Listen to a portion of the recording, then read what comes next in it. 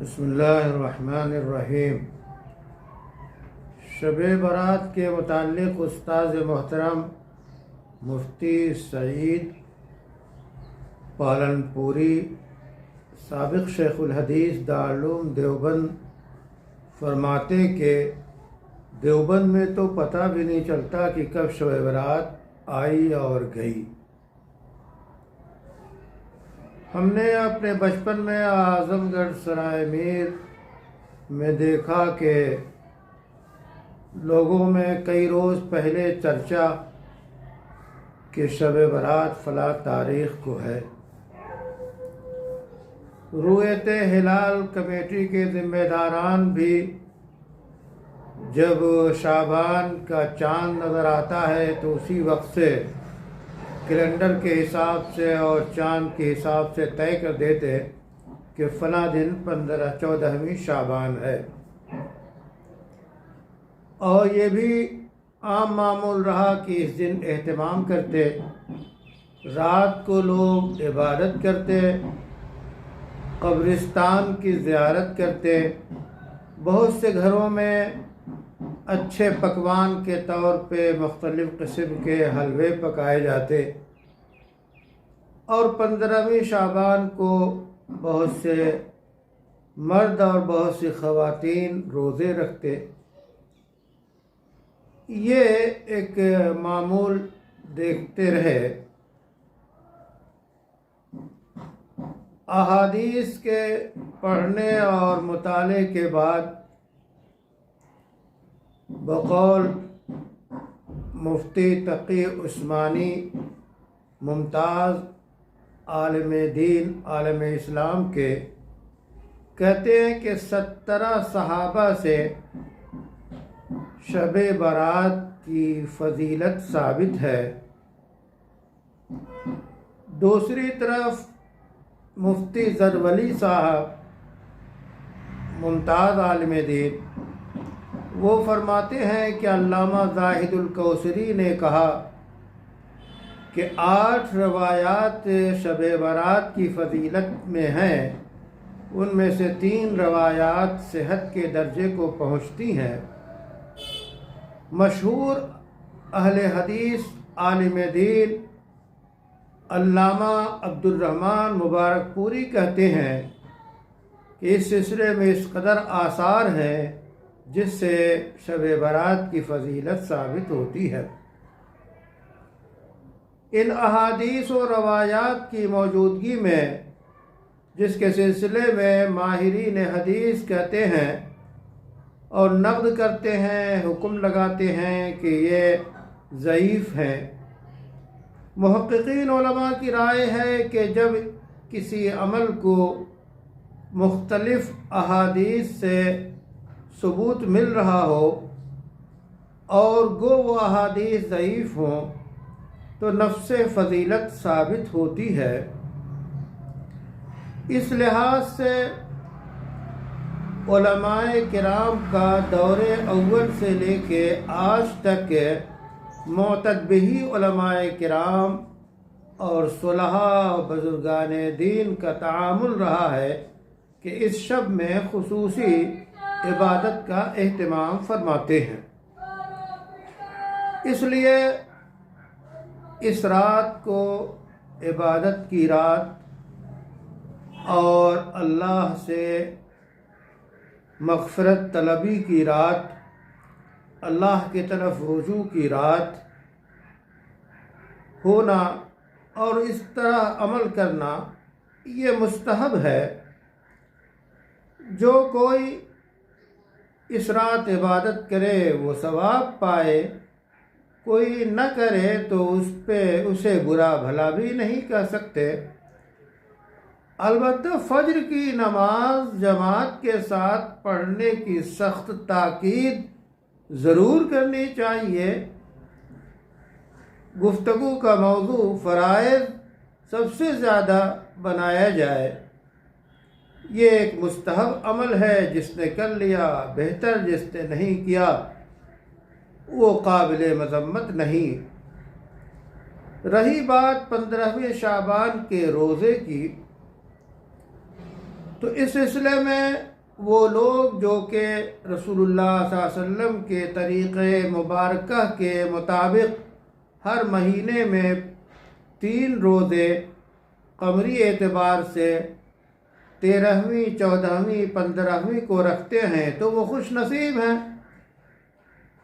مفتی تقی عثمانی صاحب فرماتے ہیں کہ رسول اللہ صلی اللہ علیہ وسلم شعبان کے روزے کثرت سے رکھتے تھے، اس لحاظ سے اگر 15ویں شعبان کو یہ نیت کرے کہ رسول اللہ صلی اللہ علیہ وسلم شعبان میں روزہ رکھتے تھے، بحیثیت سنت کے ایک ہی روزہ صحیح ہم رکھ لیں تو ظاہر ہے کہ اس کا ثواب بالکل الگ ہوگا۔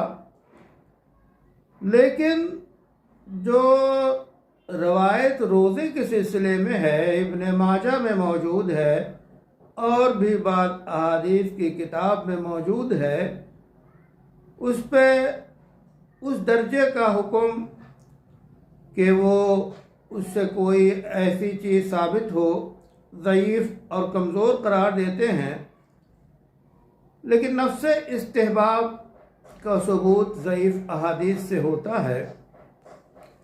ایک مسئلہ اور رہ جاتا ہے رات میں قبرستان کی زیارت کا، تو یہ بھی ایک روایت سے ثابت ہے کہ رسول اللہ صلی اللہ علیہ وسلم نے جنت البقیع کی زیارت کی اور آپ تشریف لے گئے، اور ایسے اس قبرستان میں آپ گئے، ام المومنین عائشہ کو پتہ نہیں چلا۔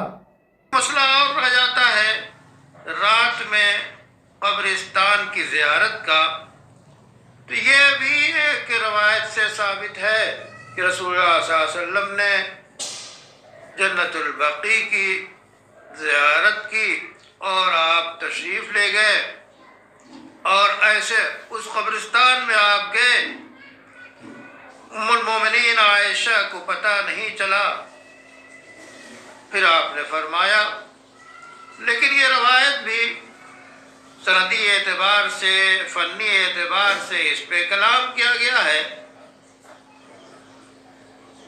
اور یہ کوئی معمول آپ صلی اللہ علیہ وسلم کا یا صحابہ کا نہیں رہا ہے کہ اس رات وہ قبرستان کی زیارت کو جائیں۔ اسی لیے علماء کہتے ہیں کہ اگر کوئی جائے تو تنہا جائے، اپنے طور پہ جا کے زیارت کر لے اور اس کو معمول نہ بنائے، کبھی جائے کبھی نہ جائے۔ محترم مفتی شفیع صاحب دیوبندی علیہ الرحمہ نے شب برات کے سلسلے میں 3 چیزوں کو مستحب لکھا ہے۔ ایک، اس رات کی عبادت، دوسرے 15ویں شعبان کا روزہ، تیسرے قبرستان کی زیارت۔ مستحب جو ثابت ہوتا ہے وہ کسی نہ کسی ضعیف حدیث سے ہی ثابت ہوتا ہے، فقہا کی اصطلاح ہے۔ بہرحال اس میں تمام رسم و رواج سے ہٹ کر یہ کام سادگی سے کیے جائے تو مستحب ہے۔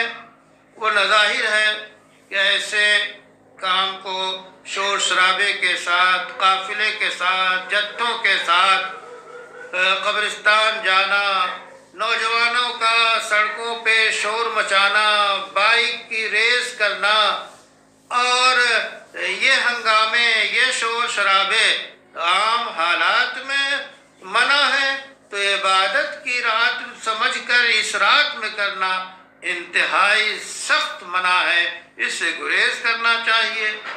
قبروں میں اور قبرستان میں چراغاں کرنا، اگربتیاں جلانا، وہاں مردوں اور خواتین کا جانا عام حالات میں منع ہے، ایک عبادت سمجھ کے جانا ایسے حالات میں سخت منع ہے، اس لیے ان چیزوں سے گریز۔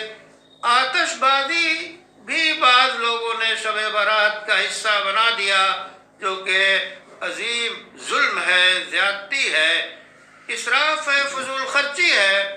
اس کا آتش بازی ویسے ہی حرام ہے، ویسے ہی ممنوع ہے، فضول خرچی ہے، شیطان کی روش اور اس کا طریقہ ہے، اس سے گریز کرنا ہر حال میں ضروری ہے۔